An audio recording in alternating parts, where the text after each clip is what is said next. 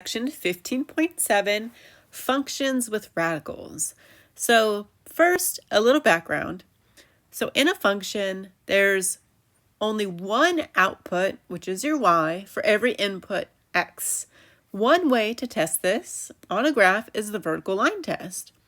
If you can draw vertical lines across the entire graph and each line only crosses your function one time, it shows that each input has only one output. So for example, you can see this parabola. This happens to be the function f of x equals x squared minus 4x plus 3. And just go ahead and draw some vertical lines on the graph and see, is it a function? So let's go ahead and try that. So if we draw some vertical lines, you'll see it's only crossing the function, my line, exactly one time, no matter where I draw my line. So yes, this is a function. How about this one? Kind of looks like a sideways view, maybe. What happens if we try to draw a vertical line through this one? Do you see that here's my x? So if I asked you what's y at -2, you could technically give me two different answers. So that means that this is not a function. So I'm going to write no. There are some input values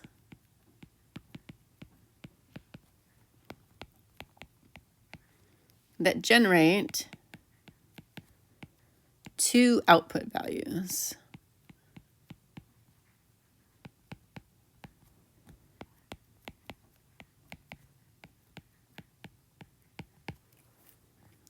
So draw another example of a function. So anything you like. So you could do just a straight line, a linear function. You could do that. You could do a parabola. We already had a U-shaped one, so you'll go upside down U. You could do one like that. We could even get crazy and do something like that. Okay, so if we did the vertical line test, we just want to make sure it only crosses through our function one time. So to contrast here, we have draw an example of a line where 3 y values correspond to 1 x value. So notice this is not a function. So we could do something crazy like this. See, if I had something weird like that, you could see a vertical line would go through 1 time, 2 times, 3 times. So it's not a function. Okay, so let's go ahead and let's keep going. Go to the next page. So we got function. Definition is a correspondence between a first set called the domain and the second set called the range, such that each member of the domain corresponds to exactly one member of the range. And then I drew some silly pictures in here. So you can see this guy, he looks kind of angry. He looks very angry, right? So sometimes in class, I do this up in front of the class and look silly. And sometimes I have students do it with me, where we kind of stand up and we try to look like this guy. And he's trying to look like the x-axis. So he's trying to show you that the domain is all of the x values. So the x-axis or horizontal axis, either one. And what we would do all together as a class is kind of try to look like this guy and kind of go back and forth, almost like a sumo wrestler. And then we'd say in a deep voice, "Don't mess with my domain." Okay, so this is to try to help you remember the D and domain. So don't mess with my domain. So you look like the big X values, the horizontal axis. And then in a nice, cheerful voice, you get up on your tippy toes and you try to look like the Y axis, so the Y values. And you say, "Reach for the range." Okay, so in more of a high voice, so the R and the R, reach for the range. So that's to represent the Y values, which is the vertical axis. So whenever we're talking about the domain, find me the domain, it means find me all the X values. Whenever we say find me the range, we're talking about find all the Y values. So remember, don't mess with my domain. Reach for the range. Okay, got it? Let's try this. Okay, so one more time. The domain is the set of all inputs or x's that work for the function. And then the range is the set of all outputs or y's.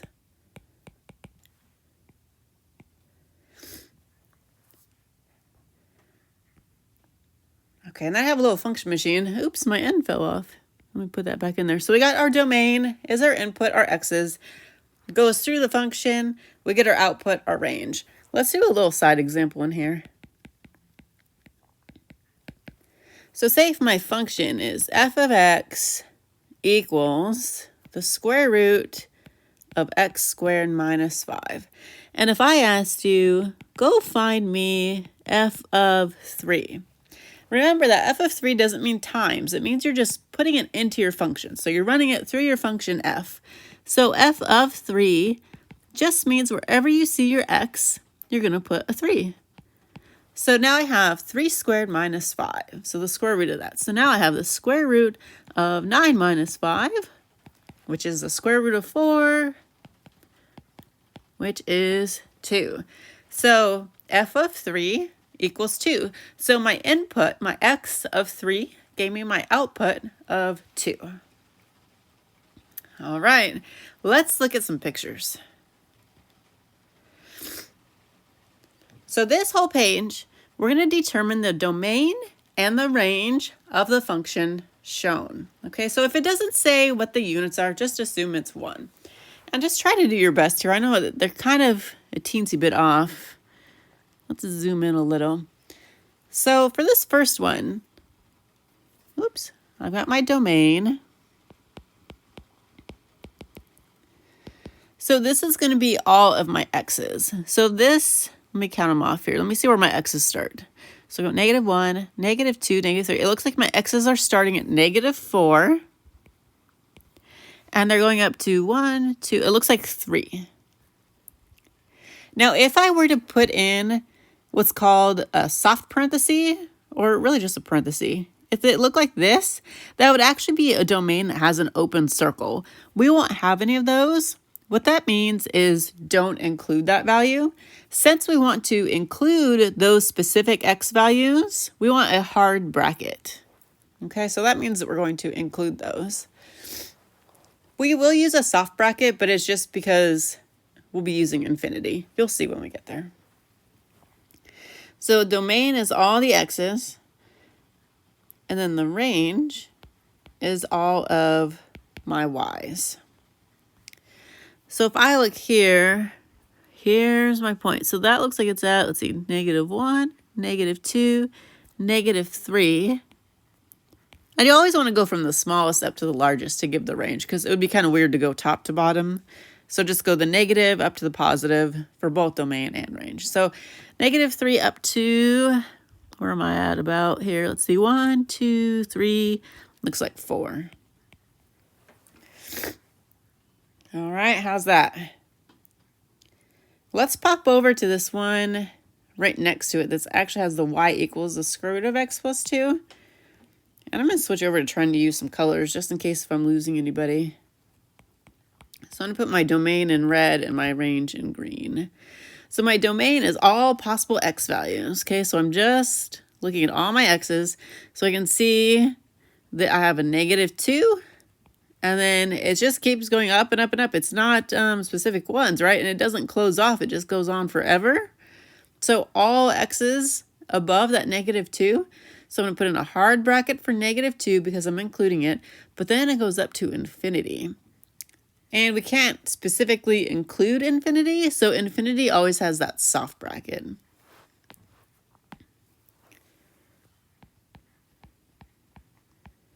then my range.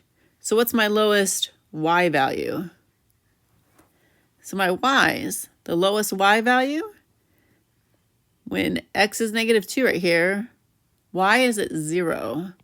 So I have 0 all the way up to, we can't really see it on this graph and it feels a little bit weird to say, but it does keep going on forever and ever and ever. So it is up to infinity.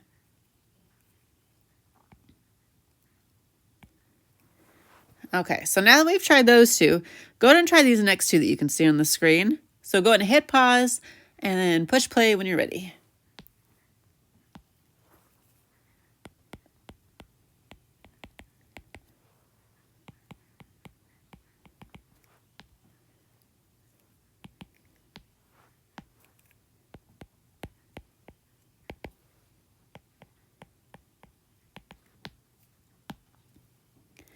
All right, let's go and give it a try here. So domains are all my x's. So looks like my x's are going from here to here, which is at -1, 2, 3. I'm getting -4 up to 1, 2, 3, 4, 5. And I include those points, so I put in a nice hard bracket. Now my range, so my y's are going from what looks like -2 up to 1, 2, 3, 4. So -2 to 4 with hard brackets. And over here, my x's, it looks like the first x that I come across is a -1. And we've got an arrow there, so it just means it goes on to infinity. My range, though, look at this. If I were to go start with the bottom of the range, I've got an arrow down here. So that means technically that it's negative infinity. All the way up to, it looks like we have a 1 here. So negative infinity up until 1.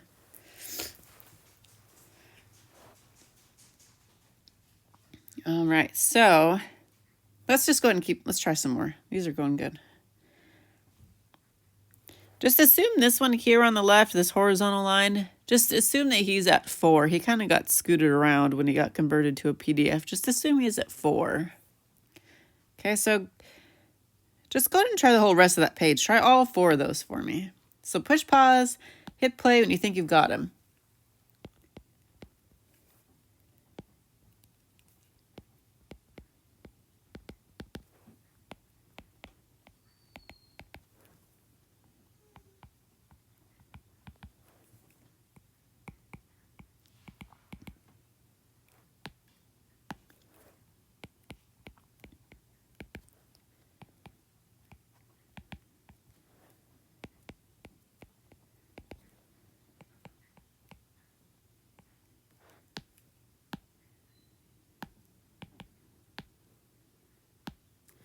All right, let's see how you did. So the domain, that's all my x's. So in this horizontal line, I see that there's an arrow going off to the left and to the right. So it means any possible x would work.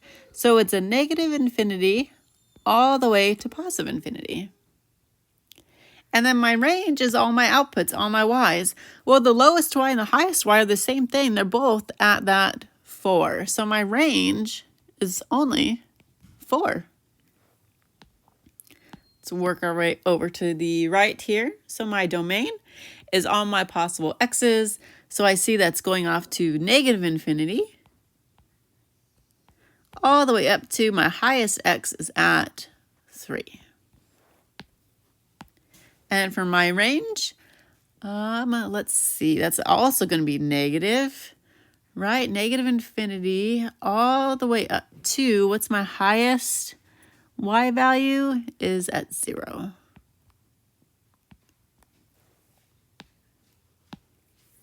And coming down here, my x's, it's just going to keep on going forever, negative and positive. But my range, my lowest, it looks like it's at 1. And then that keeps going up and up forever. So 1 to infinity. And this last picture here, we have my domain. So all my x values, it looks like they start at x equals 0, and they go all the way up to infinity. And my range, my outputs, looks like my lowest output is at -1, and goes all the way up to infinity.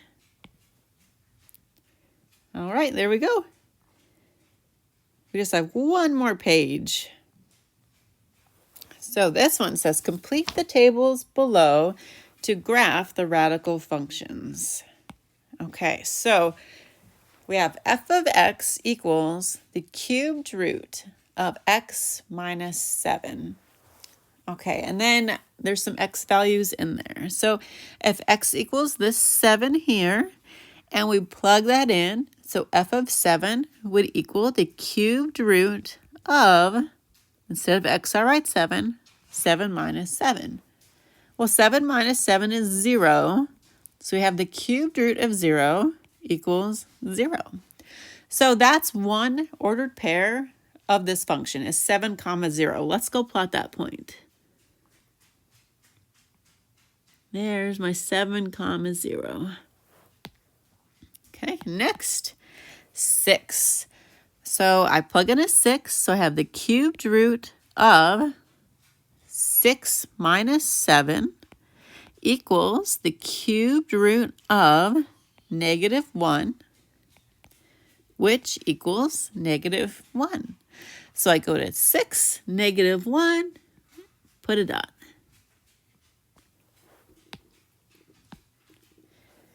Now I have negative 1, so I do the cubed root of negative 1 minus 7 equals the cubed root of negative 8, which is negative 2. So I go to negative 1, negative 2, and put a dot. And you can see the beginning of our function. We're just going to sketch in the rest just to get the basic idea. So it doesn't have to be perfect. Just connect your dots so it's going to look like this. And that's just going to keep on going. Okay, go ahead and try this next one. Go ahead and come back when you're ready. Hit pause.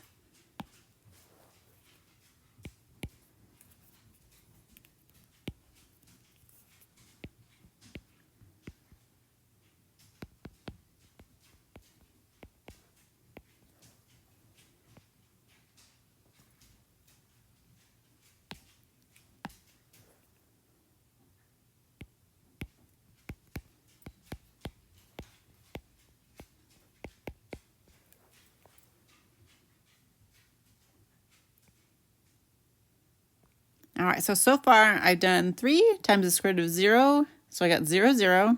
And then I put in 4, and I got 4, 6. And now I'm going to try the 6. So 3 times the square root of 6. Now that one doesn't simplify nicely, so I typed it into my calculator real quick. And I got approximately 7.3485, which of course I don't need that many decimals because I'm just trying to eyeball it on my graph. So I'm going to go over to 1, 2, 3, 4, 5, 6, and then up to about 7 plus about a third. So 1, 2, 3, 4, 5, 6, 7, and about a third-ish, somewhere around there. So this one, and then if you're doing this by hand, and if you need another point, go ahead and plot another one. But I can kind of see, based on previous experience and working so far with this one, that it's headed off that direction. Okay? So again, if you want to pick like 10, like technically like 16 if you had enough spaces on your graph, that would be a nice one because you get 3 times the 4 with the square root of 16. It's totally up to you though, okay? So that's just a rough idea of what the sketch of the graph will look like. So the last thing for today is just determine the domain of the following functions, just seeing these functions written out like this. So actually let me scroll back real quick. So the domain is all the x values, right? So what do you notice about, say, this one here, the first time that we had an equation?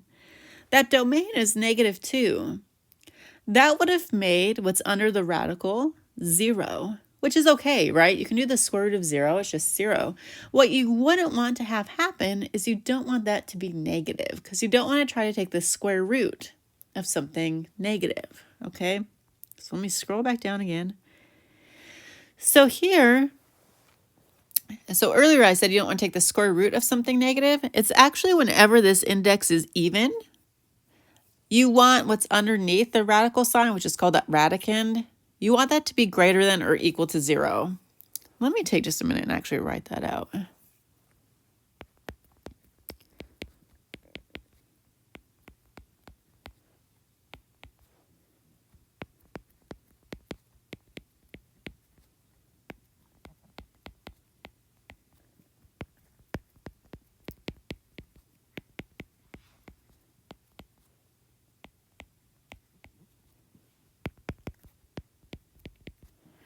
All right, so again, we got the index is even. So, and that's just that little number. So the radicand, the part inside that radical sign, must be greater than or equal to 0. So we change colors here. I'm going to put 7 minus 3x must be greater than or equal to 0. So if I just go ahead and add a 7 to both sides, I'd have negative 3x is greater than or equal to, whoops, excuse me, I said add a 7. I might get rid of that 7. So we're going to subtract 7 from both sides. So there we have a negative 3x is greater than or equal to negative 7. And then if we divide both sides by that negative 3, whenever we divide or multiply by a negative, we want to make sure that we reverse that inequality. So I'm always worried I'm going to forget. So I just kind of write reverse whenever I end up dividing, just so that I definitely don't forget to do it. So I have x, reverse my inequality, is less than or equal to 7/3. And then if we wanted to write that as an inequality, everything less than 7/3 would be a negative infinity, comma, 7/3, and it's less than or equal to, so the or equal to means that hard bracket, we have 7/3.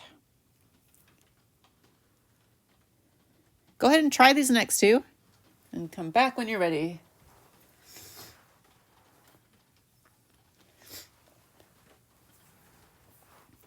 All right, so again, we have an even index. So that means we want our radicand, what's underneath the radical, to be greater than or equal to 0.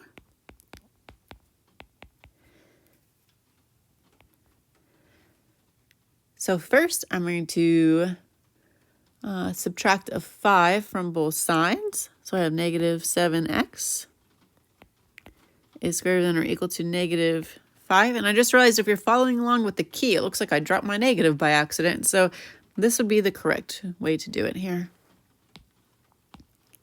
And then we go ahead and divide. And remember, whenever we divide by a negative, we reverse that inequality. So now I have x is less than or equal to 5/7. So 5/7 less than that would be negative infinity all the way up to that 5/7. Now this last one's an easy one. Because it's an odd index, let me scroll back up because I think we actually had one of these in one of our pictures earlier. Well, how about this one? Here's one with an odd index of 3. It was okay when we had a negative inside of here, right? Because the cubed root of negative 8 is negative 2. So it's okay to have negative when it's a cube. It's whenever it's even that it can't be negative. So if there's an odd index, it can be negative. So I'm just going to write the index is odd. So that's why it could be anything. You could put in any value that you wanted to for t, and it would be okay. Okay, because you would still get some number that wasn't imaginary. Okay, like if you take a square root of a negative number, you get a complex number, an imaginary number, which is, you can kind of see there at the bottom, that's going to be what we do next time I see you. All right, so go ahead and give your homework a try. Let me know if you have any questions at all, and I hope you have an awesome day.